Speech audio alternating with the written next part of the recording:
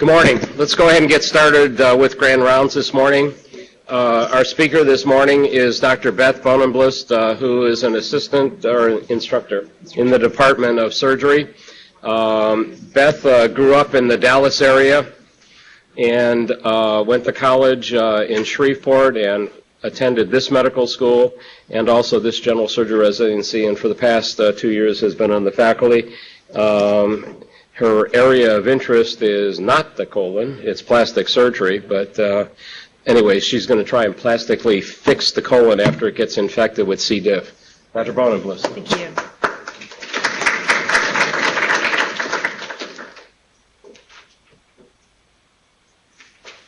As Dr. Cernick said, I'm Beth Bohnenblust, and I'll be talking about C. diff colitis today. So C. diff colitis is a gram-positive spore-forming anaerobic bacillus. So we're all familiar with it. We've run into it during our clinical practice here. Today I'm going to talk about the pathogenesis, the epidemiology, the risk factors for C. diff, clinical symptoms, diagnosis, infection control, treatment, and the university hospital experience. So all of Clostridium difficile is caused by antibiotic therapy. It causes a disruption of the colonic microflora. And then you have C. difficile exposure and then colonization. This results in the release of toxin A, the enterotoxin, and toxin B, the cytotoxin, which causes mucosal injury and inflammation. So this toxin binds to the mucosa, attacks the membrane and the microfilaments of the mucosal cells, and subsequently results in a cytoplasmic contraction, hemorrhage, inflammation, cellular necrosis, and protein loss. So all causing mucosal injury and inflammation. So the differential diagnosis for someone that possibly could have C. diff, there are a whole list of things. Staphylococcus enterocolitis, which we don't really see a lot, can be in a chemotherapy patient, typhlitis. You can have an acute exacerbation of IBD, Crohn's disease, or ulcerative colitis. A chemical colitis seen after chemotherapy. Of course, ischemic colitis is something that you can commonly see that you have to differentiate from, and then a list of other bacterial colitis. So recently in the CDC news, this has become a hot topic, C. diff, and one of the reasons why I chose it for this topic, because the occurrence of C. diff is on the rise. So the number of people who died from gastroenteritis, just in general, not necessarily C. diff, doubled from 1999 to 2007. And then over this 8-year study period, the gastroenteritis-associated death from all causes increased from 7,000 to 1,700 per year. This is looking at death certificate data. So adults over 65 accounted for 83% of these deaths. So C. diff and norovirus were the most common infectious causes. So there was a 5-fold increase from approximately 2,700 to 14,000 deaths per year for C. difficile. And then, so that accounted for 2/3 of the death. So most of this recent increase in both the incidence and the mortality of C. diff is attributed to the emergence and spread of a hypervirulent resistant strain of C. diff, which we're going to talk about. So there's also changing epidemiology. C. diff was thought to be only in the immunocompromised older patient, and now we're seeing it in the community and also in a younger patient population, postpartum, women with no other medical problems. So the origins of C. diff, it's antibiotic-associated diarrhea and colitis. This was established soon after the widespread use of antibiotics. It was first identified in 1978 as the causative pathogen in these antibiotic-associated diarrhea cases. So the earliest cases were attributed to clindamycin, which is not the case today. So looking at the different strains, from 2003 to 2006, the C. difficile infections were observed to be more frequent, more severe, and more refractory to standard therapy, and more likely to relapse. This new strain, the B1NAP1 or ribotype 027, also known as NAP1 B1027, has emerged in North America and in Europe. This strain appears to be more virulent than the other strains, and also this may be attributed to the increased toxin production. So fluoroquinolone use has been strongly correlated with the emergence of this strain. So this was first noticed and documented in Quebec, Canada. So they noticed an increase in the frequency and the severity of the C. diff-associated disease in the early 2000s. So they looked at over 1,700 cases and found a 4-fold increase. In individuals over 65, this increase was higher at 10-fold. 10% of these patients required admission to the ICU. 2.5% underwent an emergent colectomy, and the mortality was 16%. So after this, They did a study looking at 8 different hospitals in 6 different regions, looking at this not more resistant, but more virulent strain. So they found that the strain was associated with increased resistance to the fluoroquinolones and then the novel toxins. So this is the major genes. Let's see. So as you can see, here's toxin B, toxin A, and some regulatory proteins on the side. So when you submit your test, which we'll go over a little bit more, it looks for toxin. This is toxin A, and this is toxin B. So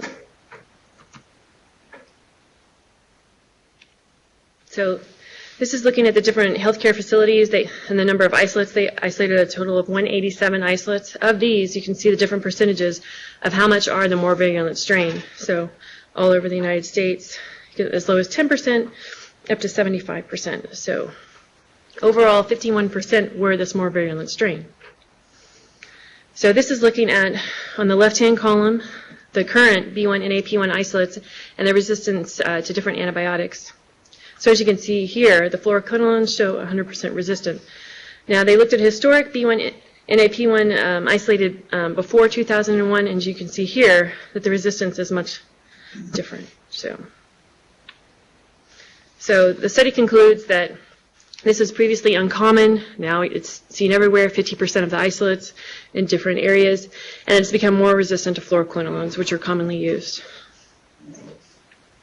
So what are the risk factors for a C. diff infection? We all know antibiotic use, hospitalization, advanced age, severe illness. Some other possible risk factors that people have looked at in different studies include gastric acid suppression, enteral feeding, GI surgery, cancel chemotherapy, and bone marrow transplantation. So here are the antibiotics, as we talked about. They were implicated previously. It was called clindamycin. Now we switched over to fluoroquinolones. At our own institution, talking to infectious disease, moxifloxacin is the one that they most implicate with severe disease, just anecdotally. The clinical symptoms, diarrhea, cramps, and fever. This can also cause a protein losing enteropathy, often associated with a hypoalbuminemia, which you'll see in the labs, and sometimes anasarca. So at University Hospital, we've now switched over to the PCR assay. It used to be different, but we've been doing that for a few years now. One thing to know about that is that it has a 2-hour turnaround time. So if you order C. diff in the morning, you should have a result by that afternoon, or someone has not taken the sample, or something has gotten lost in the process. Sometimes in the evening, they have less people on shift or on the weekend, so it'll take a little bit longer, but you should have your result within that day. From a personal standpoint, if you're in the operating room, do not send a culture, because they can't process it from that. You just have to send a sample. Say you're taking out the colon emergently. If you have stool and you still haven't sent off a C. diff, you can do it then. You just have to send a sample. And then once it's, of course, put in formalin, you can't do it anymore. So just looking at some imaging for diagnosis. If you're unsure if it's ischemic colitis or C. diff, you can always do a limited scope to see if you see ischemic colon or the classic small yellow plaques. It's not always this easy, of course. Here is a fulminant case. On CT scan, they talk about the classical signs of C. diff would be the thickened transverse colon is mainly, and you can get what's called an accordion sign when the folds are thicker. This isn't always as easy to elucidate either. On gross imaging, of course, when you have the colon out, you can see the small plaques as well. And this is our most recent C. diff colectomy at the university here. So for infection control, this is just a quick review. Some of you may not know that you have to wash your hands with soap and water for this. You cannot use the alcohol-based sanitizer. So, and as far as when to discontinue isolation precautions, as soon as their stool is formed, you don't necessarily have to wait for a negative test. And then the room needs to be terminally clean once the patient is moved or discharged. So, you have to wear gowns and gloves while they're under active isolation. You certainly don't have to wear a mask. And then here's the pathway that they have here. So if you have a new onset of diarrhea and previous antibiotic use within 2 months, discontinue the offending antibiotics if possible. Place them in the private room with enhanced precautions. Wash your hands, of course. They say to follow it with a hand sanitizer. And then send the stool for a PCR. Consider their empiric therapy before you get the result back if they're sick. And then avoid antiperistaltics. So now we're going to go through the university algorithm that they have on the website, and then go over some of the literature for treatment.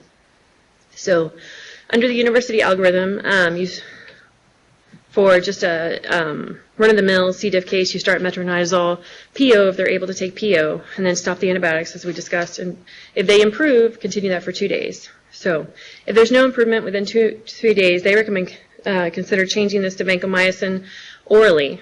And if the symptoms improve, you do that for 10 days. So severe disease, they recommend not even doing metronidazole, just starting with the vancomycin PO. Severe disease, you have to have 2 of the following. Either the creatinine has to be 1.5 times the baseline, or older age, fever over 100.9, albumin less than 2.5, white blood cell count over 1,500, pseudomembranes on colonoscopy or ICU. So if they have a severe ileus, abdominal sepsis, or devastating, this is just their recommendations, obviously, diarrhea, vomiting, or lactate over 5, or white blood cell count over 50, they say metronidazole IV and PO bank, or they're probably not taking PO at that point, NG tube and rectal enemas. And of course, an ID consult, surgery consult, and a GI consult. So for recurrent disease, we don't deal with this much as surgeons, but just to quickly go over it, they recommend for the first relapse you treat with what your original regimen was. The second relapse, vancomycin, and then some probiotics. And the third relapse, you do kind of a pulse, slow taper. And of course, consult GI for management of recurrent refractory C. diff. So, looking at the data for the different drug treatments with C. diff, the classic has been metronidazole, but with the emergence of the more virulent C. diff, they found poorer results with that. They looked at 207 patients that were treated with metronidazole. Of these, only 50% were cured. 22% continued to have symptoms, and then 28 responded initially but had a recurrence within 90 days. The mortality rate overall, just of this entire sample, was 27%. They didn't divide it out whether it was necessarily to C. diff or not. So this is their study flow. As you can see, here are the 207 that they initially had. So half had response, some were refractory. They eventually had a response to metronidazole. Some had no response to this, and then they got prolonged treatment or oral vanc. So, and this shows the symptoms of those who did respond versus who didn't respond, which were pretty much the same as far as diarrhea, abdominal pain, fever, leukocytosis, or documented pseudomembranes. So, the next large study, prospective randomized double-blind placebo-controlled trial of vancomycin versus metronidazole, and it also stratified them by disease severity. So there were exclusion criteria, prior failure of C. diff treatment, pregnancy, life-threatening complications, or treatment with either study drug within 14 days. So to be included, you have to have diarrhea and a C. diff toxin A demonstrated within 48 hours after study entry, or just simply pseudomembranous colitis found on endoscopy. And they all had to be able to receive oral medications. So the severity assessment between moderate disease and severe disease, you had to have greater or equal to 2 points were considered for severe. So 2 points were given for the endoscopic evidence, 1 point each for age over 60, temperature over 101, albumin less than 2.5, or white blood cell count over 15. So this just looks at the baseline characteristics, so you can kind of look at the 2 different groups, see that they're pretty similar. The one thing that you can see with the severe disease is that pseudomembranous colitis was seen in the severe disease, more ICU patients, higher white blood cell count.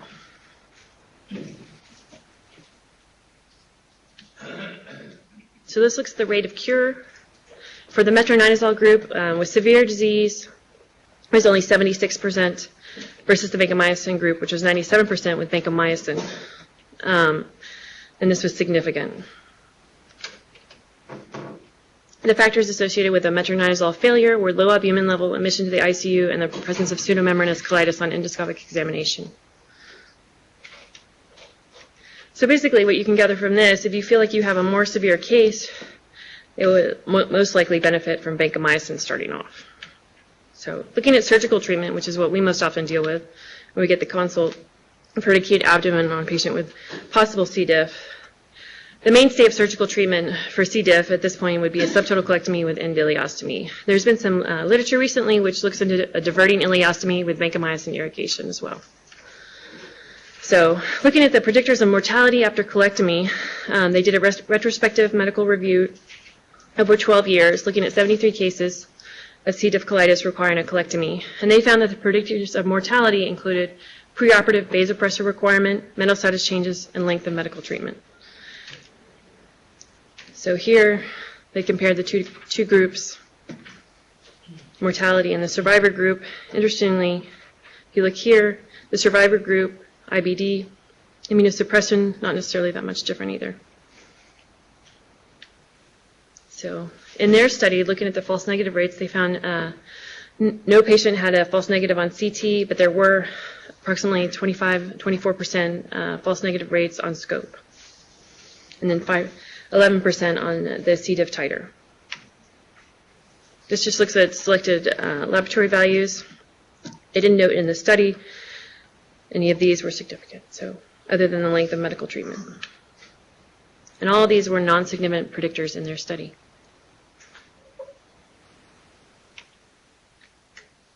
So once again, the predictors for mortality, mental status changes, vasopressor requirement, or need for mechanical ventilation.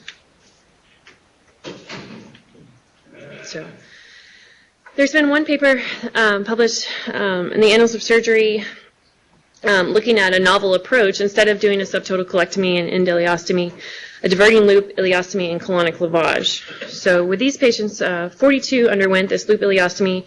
They lavaged in the operating room with warmed polyethylene glycol solution via the ileostomy, and then postoperatively did antegrade through the ileostomy, installation of vancomycin flushes via the ileostomy, and also metronidazole IV.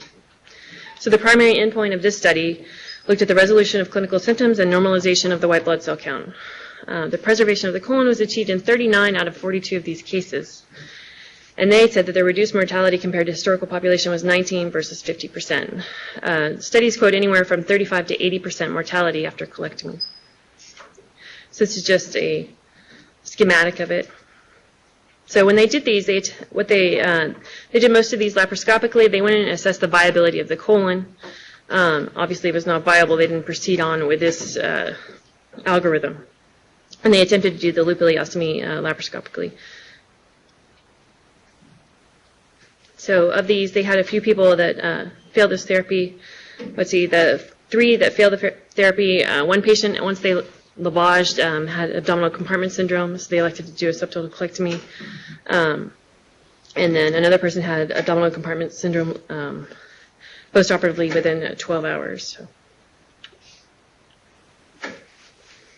So they came up with their own, there's no scoring system for C. diff colitis, so they came up with this as their indications for operative management in patients with severe complicated CDAD. So positive toxin assay, endoscopic findings, CT findings, consistent with C. diff, plus any one of the following criteria: peritonitis, worsening abdominal distension and pain, sepsis, new onset vent failure, vasopressor requirement, mental status changes, unexplained clinical deterioration, and non-improving or worsening white blood cell count, and then vandemia as well. So they did historical controls for their ileostomy lavage group versus their colectomy group, which was just previous to the period they looked at colectomy for C. diff colitis. And they found that their mortality difference was significant. This just looks at the morbidities associated with the 2 different groups. And as you can see here, the surgical site infections were definitely more in the colectomy group.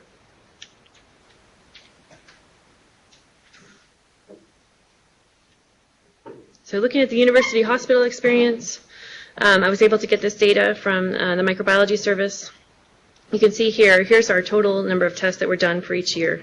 This year has 2 slots because they changed the testing at that point from the EIA to the PCR. So you can see here 8, kind of an outlier here at 13%, but mainly in the single digits. And then in the past 2 years, we've been at 11%. So even in our own institution, we are having an increasing number, at least per patients tested. Now, we don't have this per population for admissions, though. So in conclusion, if you suspect a C. diff infection, you stop the current antibiotics if possible. Start PO metronidazole if you feel like it's a mild disease, which we're not often going to see. If you feel like it's more severe, start PO vanc. Send your PCR test, expect a result within a day. Place your patient on precautions and wash your hands with soap and water.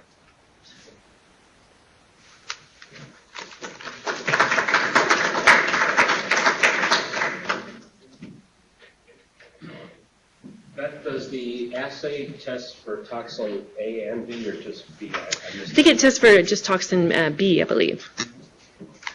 Dr. Ramos. Well, the evolution of this problem is very long. It's in the 40s when bowel prep began. And in the early 70s, it was very prominent, and the treatment that we were trying to give to these patients from giving them Metamucil to a number of other things, including fecal elements that have been described.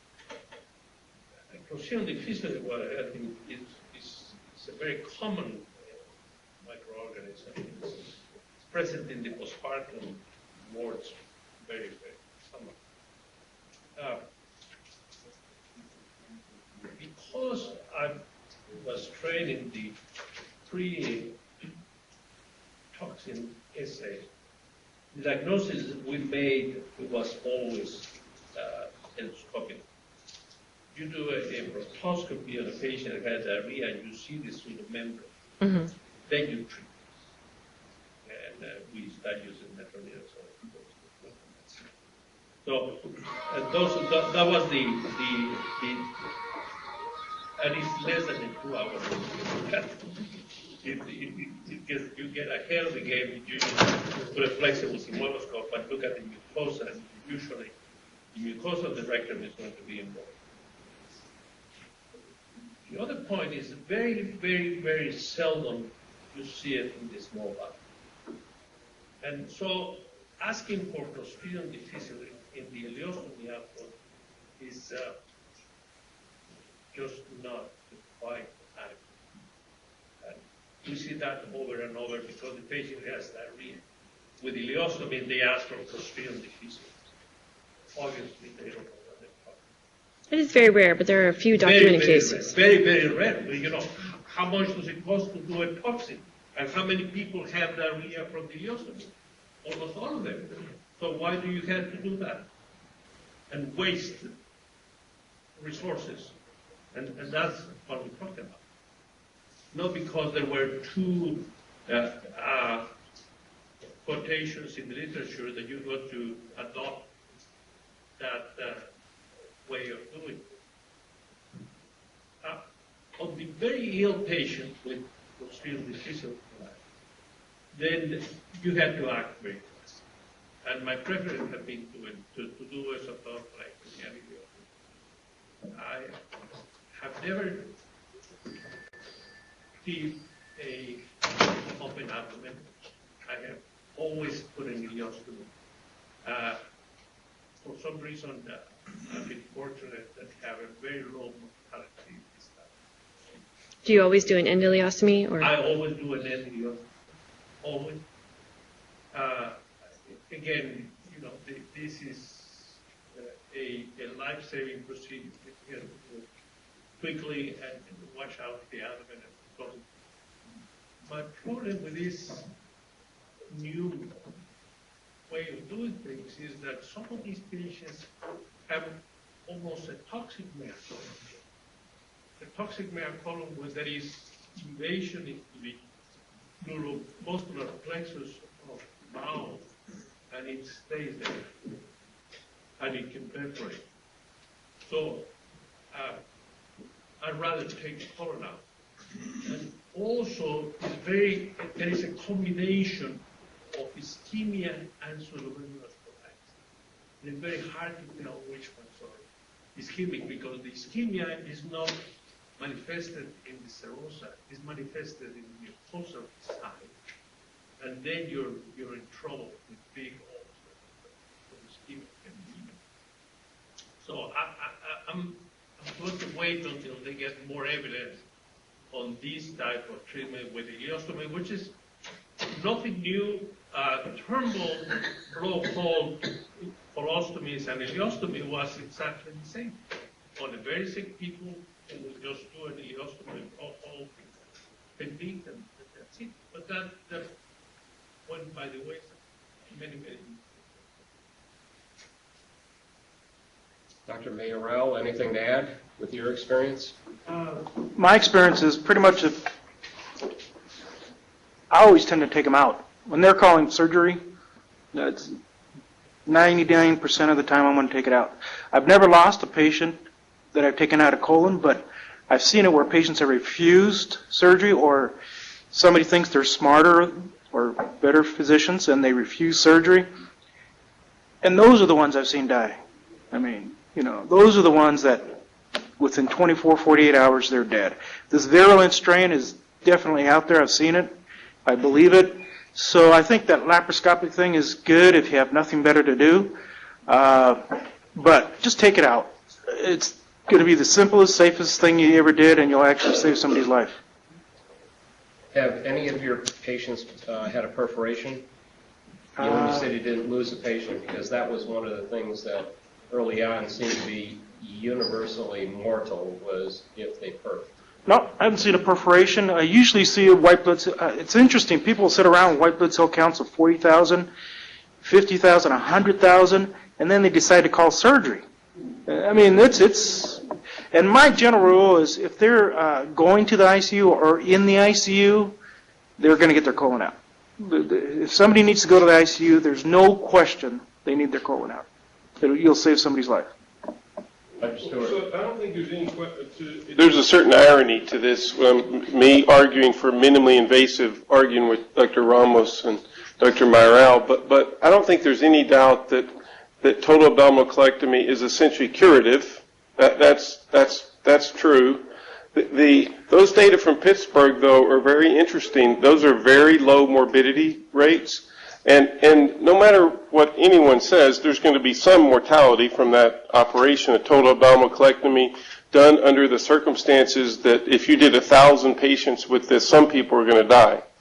So I think that data is really interesting, and it is the same as the Turnbull blowholes, but he was using that in a population mainly of ulcerative colitis and with toxic megacolon, but mainly ulcerative colitis and Crohn's disease, I think.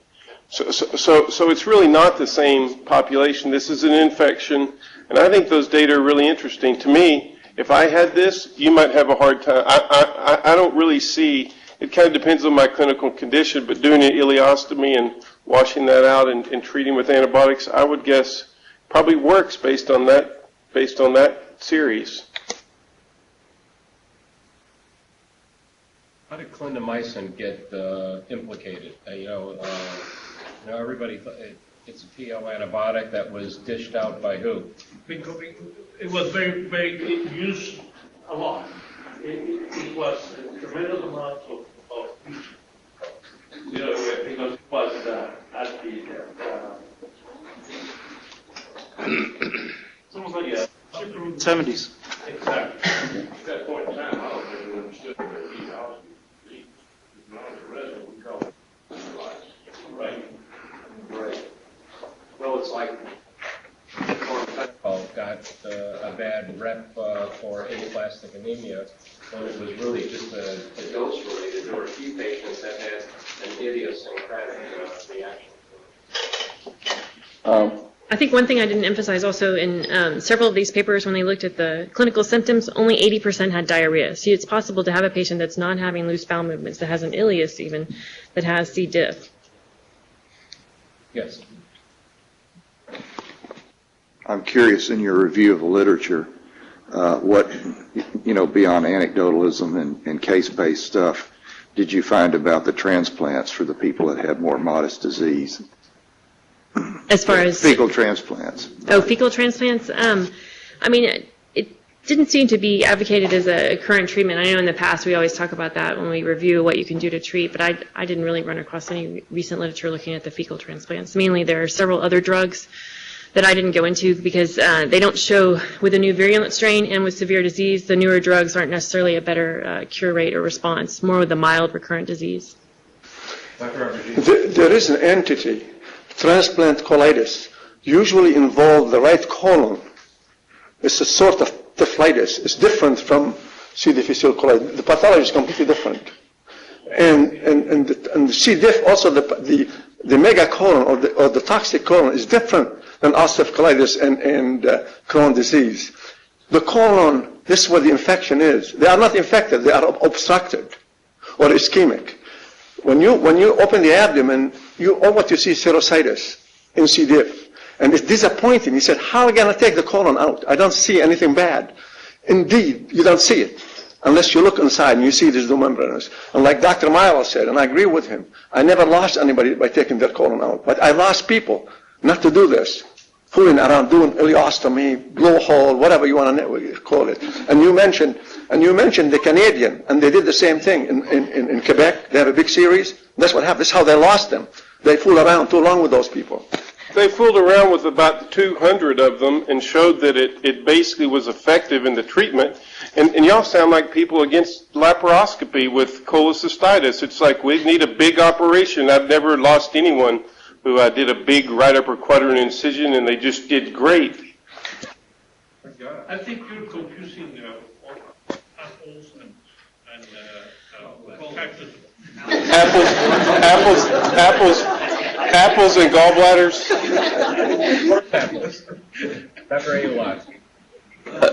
Forgive me, because I don't know, but when you mentioned like the bacteria that you can eat, what's it called? The therapy has a certain name. Lactobacillus is one, and then the other one. Yeah, but that's not it's what you the put up there. Saccharomyces. Is that the one that you can eat with the yogurt? You can eat all of those with yogurt. The data isn't that Without great. buying it extra and sprinkling it on my green eggs and ham, does it come in the yogurt?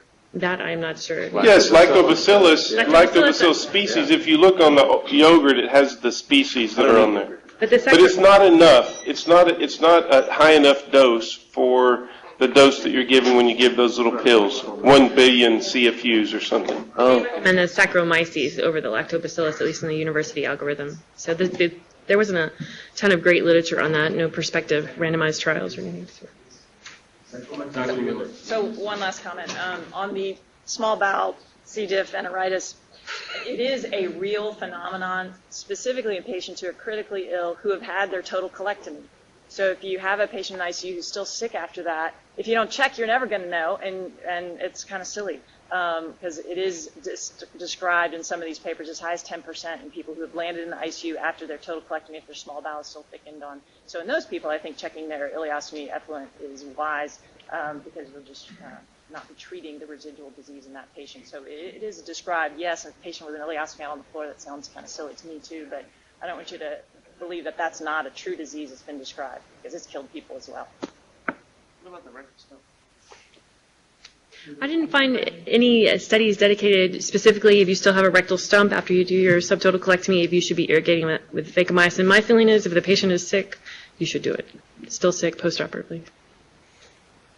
Raul, did anybody ever pick up the blowhole procedure besides Cleveland? It kind of started there, died there, and ended. Right. All righty. Thank you very much.